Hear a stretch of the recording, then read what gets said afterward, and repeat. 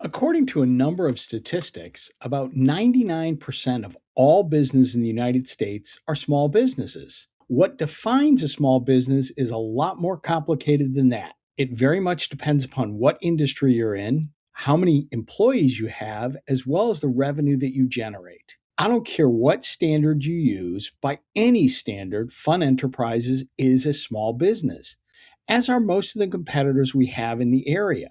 I would venture to say that very few entertainment companies or event planning companies are anywhere near the threshold to become a medium or large business. One of the things about being a small business, and it's one of the things that I truly enjoy, is that so many of the people in a small business have to wear multiple hats. For some people, this is a bit of a burden. It's difficult trying to master a number of different skill sets and still provide value to your organization.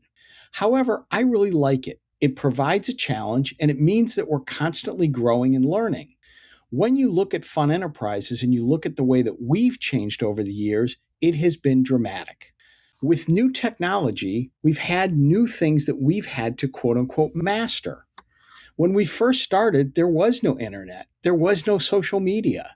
We didn't have to worry about making sure that we had a presence on the web. Business was conducted much more traditionally. A lot of it was by phone, some of it was by direct mail pieces, and a lot of it was in person. We relied very heavily back then, as we do today, on repeat and referral business. But I look at how people in our organization have had to change. For example, one of the people that we hired a little bit more than a decade ago came in to assist with the financial end of the business. But as time went on and as our needs changed, that individual's role changed. They went from just helping with the finances to doing a lot of our social media, writing and producing our newsletter, and being much more involved in some of the day to day marketing operations that we ran. They helped create flyers, helped us with our distribution of those flyers. Their role changed dramatically. We're still seeing changes today as people in our organization, again, have had to shift and pick up new responsibilities. Our operations person not only does a lot of the operations, but also helps with the personnel, as do a few other people. It depends upon whether we're talking about hiring and firing and scheduling, or whether we're talking about the benefits piece of employee management. There's a lot of things that change and they will continue to change. I look at my own role and how I've had to change the way that I sell. When I first started in this business, I never really looked at myself as a salesperson.